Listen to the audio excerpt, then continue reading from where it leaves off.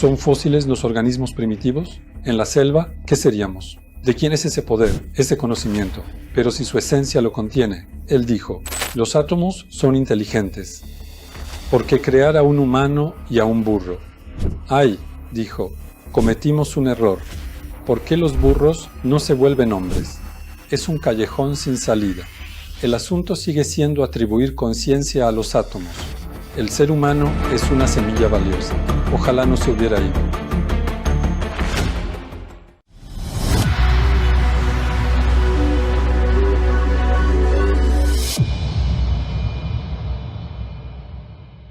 ¿Son los fósiles organismos primitivos? No.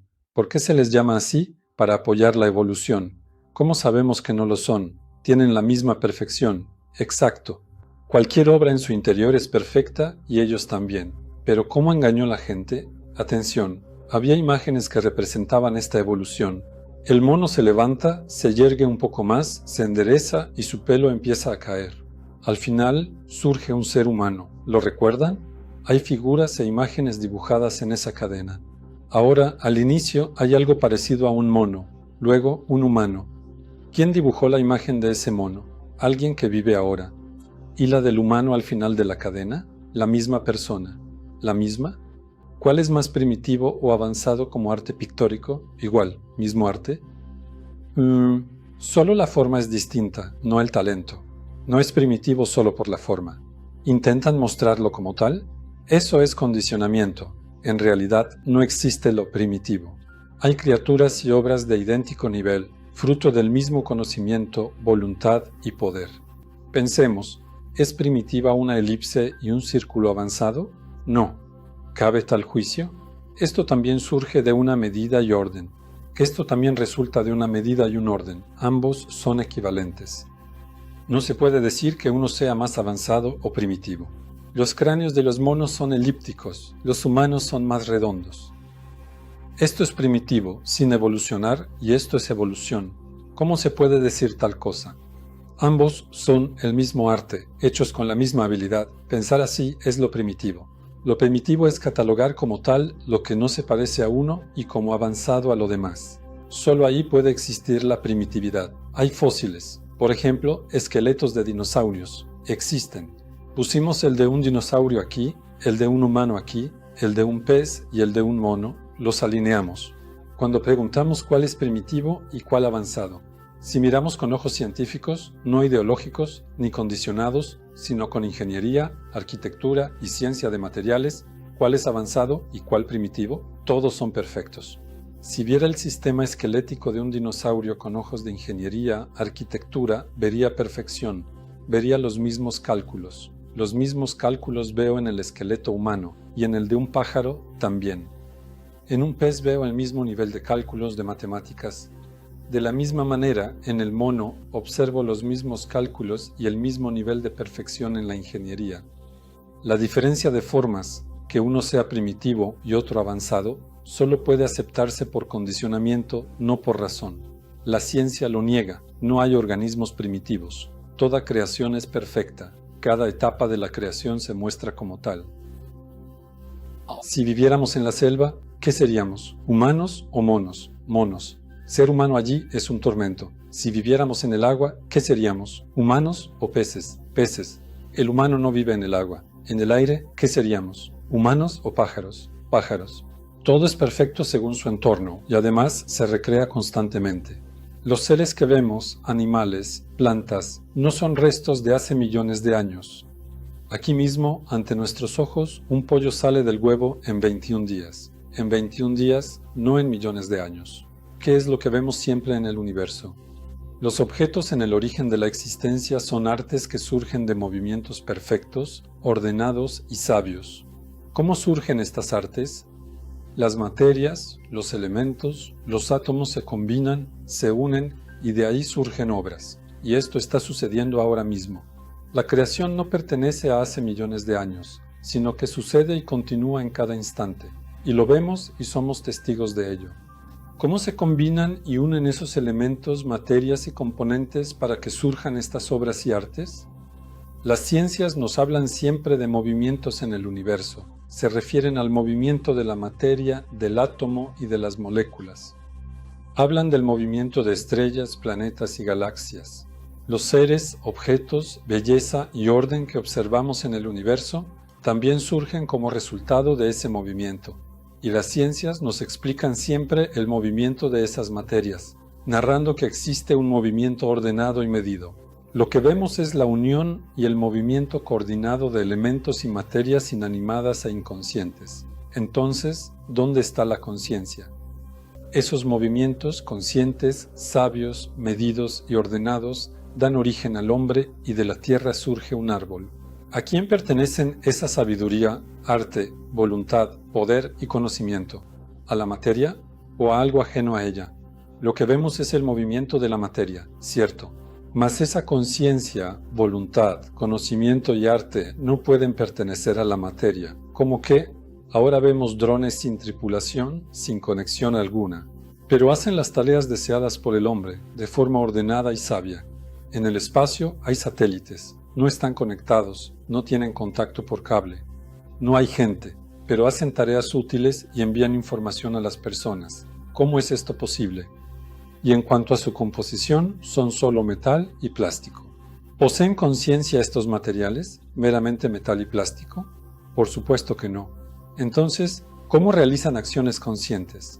Decimos que son controlados. Tienen un centro de comando y uno de control.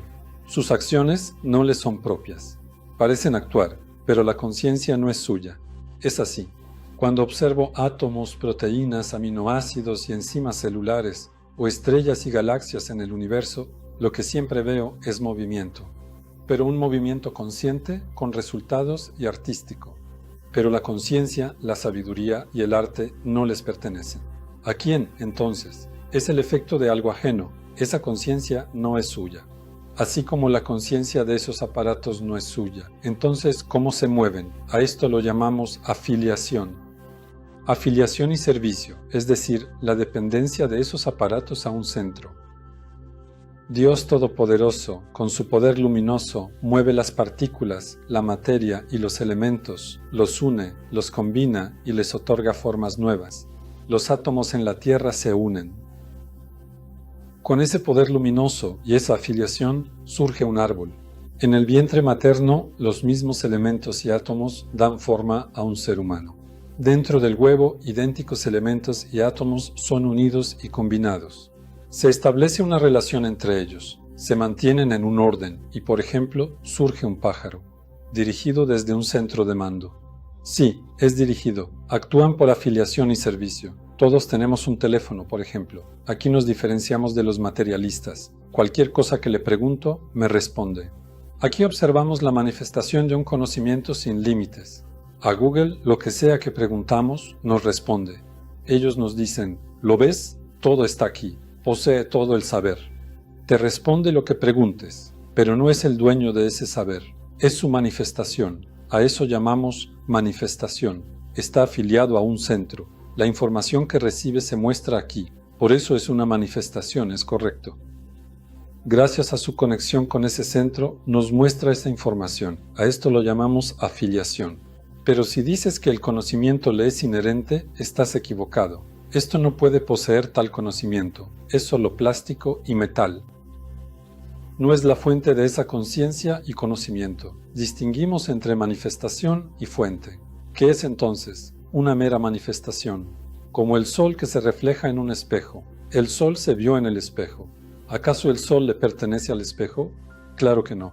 Pero ahí se ve. Correcto, se ve allí, pero no le pertenece. Eso es ser una manifestación. ¿Qué nos dice cuando le preguntamos después de que se corta la conexión? El aparato que respondía a todo ahora nos dice que no hay conexión ni respuesta. ¿No le pertenecía? Pero era la fuente, la manifestación del conocimiento. Ahora no tiene nada, o sea, no le pertenecía. Su cualidad es solo ser una manifestación. Sí, como un cristal de ventana, esto también es cristal. Allí no se manifestó ese conocimiento, aquí sí. Hay una diferencia que describimos como manifestación. Lo hemos descrito como un servicio, lo hemos descrito con la afiliación. El movimiento y actividad de la materia, objetos, átomos, moléculas, proteínas, enzimas, aminoácidos y todo en el universo y el cuerpo humano se lleva a cabo mediante esta afiliación y manifestación a través del servicio. Ellos no poseen ese conocimiento, esa voluntad, conciencia ni sabiduría. Un día, un amigo amaciota, famoso de la ciudad, no diré su nombre, me dijo: «Creo que los átomos son inteligentes». Les atribuyó esa manifestación. Sí, es cierto que la manifestaron, pero no poseían ese conocimiento, voluntad, sabiduría y poder. Pero al no creer, al negarlo, no le queda otra. Solo hay dos opciones. O el conocimiento en el libro es reflejo de la ciencia del que escribe. El libro es la manifestación del conocimiento de su autor. Si no acepto al autor, no tengo otra opción.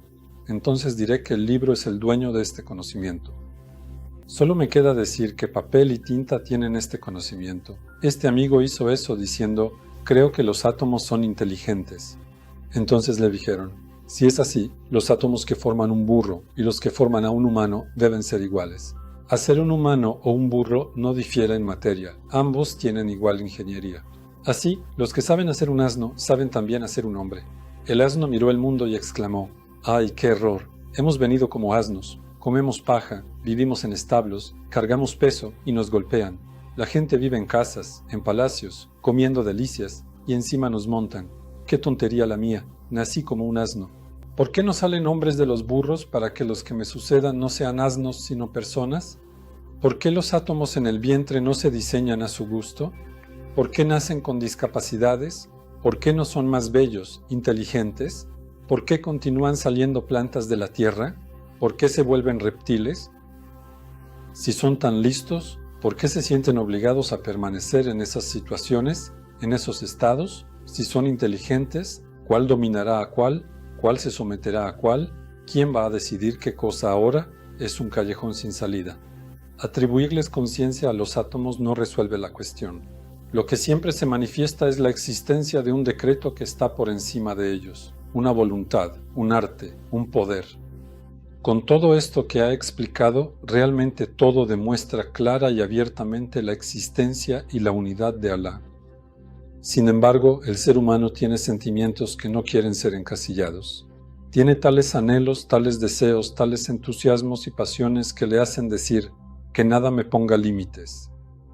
Por esta razón, aunque lo que expresas es claro, existe un sentimiento en el ser humano que le impulsa a decir: «No aceptaré esto para poder cumplir mi voluntad». Y es un sentimiento que también nos lleva a grandes desastres. Todos somos testigos de esto. ¿Cómo nos liberaremos de la presión de este sentimiento?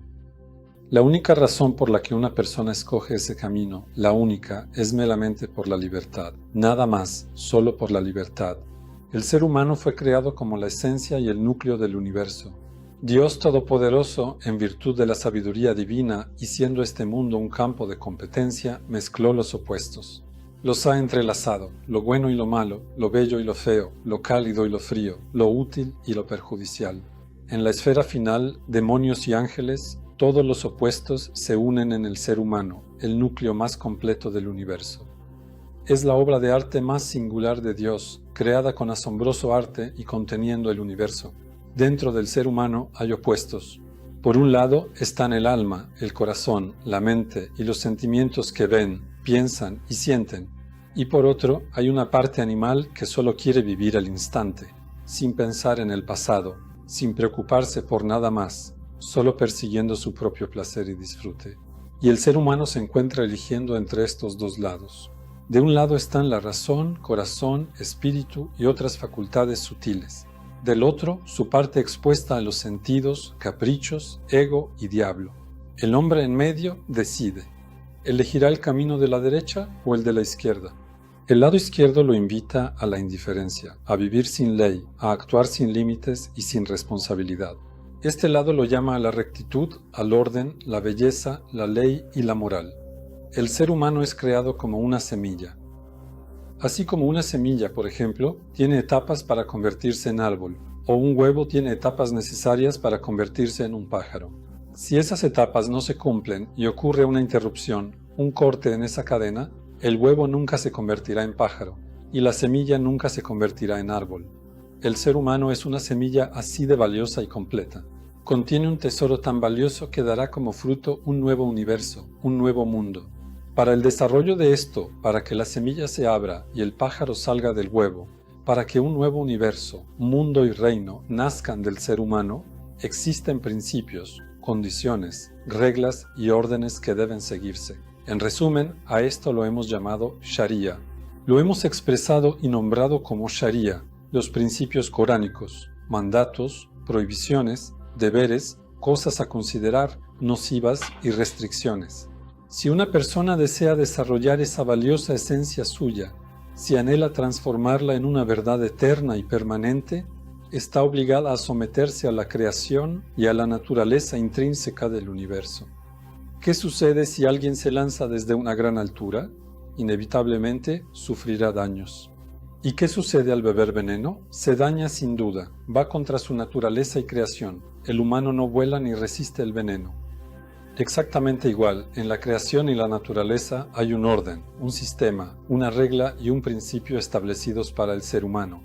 Y estas son cosas que el alma, el corazón y la mente disfrutan, gozan, alegran y con las que sienten paz. Es decir, no se trata de abandonar los placeres de la vida, ni de renunciar a sus gozos, ni de hacer la vida laboriosa y difícil, sino al contrario, de hacerla alegre, útil y bella. Al cumplir esto, el ser humano hallará su perfección. Quisiera compartirles una anécdota de una persona muy famosa. No diré su nombre, pero él mismo expresó sus sentimientos de forma muy relevante y bella para nuestro tema. Y dado que era un gran descriptor, pudo expresar su estado de ánimo de una manera muy hermosa. Él comparó su época religiosa con la posterior. Aquí dice, hubo un tiempo en que fui muy devoto. Antiguamente se llamaba así. Para ganar mérito no rezaba en casa, iba a la mezquita. Me despertaba temprano, iba incluso al alba. Mis padres estaban felices. Confieso que esa fue la época más feliz de mi vida. Sentía una alegría divina en mi interior. Veía ante mí un futuro brillante, una esperanza celestial, un más allá feliz y seguro. La corona, la tierra, todo me hacía feliz e inspiraba dicha. Todo me daba alegría. Sentía gran emoción al oír la llamada a la oración. Me sentía ligero como un pájaro. No cabía en mí de gozo. Caminaba como si volara. Parecía que los cielos eran mi reino. Era una persona pura, sin la más mínima mancha. Ese Dios todopoderoso y sus bendiciones eran para mí. Esto duró un año. Dejé de rezar. Esta devoción y heroísmo, supongo, provenían de la influencia de los mahometanos y la educación de mis padres, refiriéndose a los libros que leía entonces. La razón por la que dejé de rezar fue el resultado de cansarme de que fuera tan laborioso y excesivo. O tal vez fue solo una etapa de la vida que vino y se fue. Lo que sigue es importante para nosotros. Ojalá no me hubiera ido. Nunca volví a encontrar esa vida dulce y feliz. ¡Qué pena! Ahora expresa su estado de ánimo. Ahora él se encuentra sin apoyo, pero esta persona posee todo aquello con lo que la gente del mundo sueña. Pero todo, fama, estatus, posición, dinero, todo, lo tiene todo. Ahora su estado de ánimo es que su conexión con Dios se ha roto, se ha alejado de él. Ahora está sin apoyo, sin un pilar. Soy una criatura sin esperanza, desprovista de un anhelo aterrador, sumida en un pesimismo nacido de la desesperación, la desesperanza y la aflicción. La felicidad real, el placer, el gozo, la calma, la alegría y la dicha. Solo pueden hallarse dentro del círculo que muestran el Corán y el Profeta, lo demás, las otras cosas. Son estados pasajeros que, tras placeres momentáneos, causan penas y angustias. Es como esto. ¿Se prefiere un relámpago fugaz a un sol eterno? El relámpago brilla un instante y se va. El otro es un sol eterno, una luz constante, claro, es incomparable. La comparación entre los deleites momentáneos de los sentimientos y anhelos que desvían a uno hacia el lado opuesto y la dicha y tranquilidad del corazón, el espíritu, la conciencia y miles de otras sutilezas y emociones es similar a esto, es algo instantáneo. Después, oscuridad perpetua. Del otro lado, luz, gozo, alegría, paz y calma eternas. El ser humano elige entre ambas.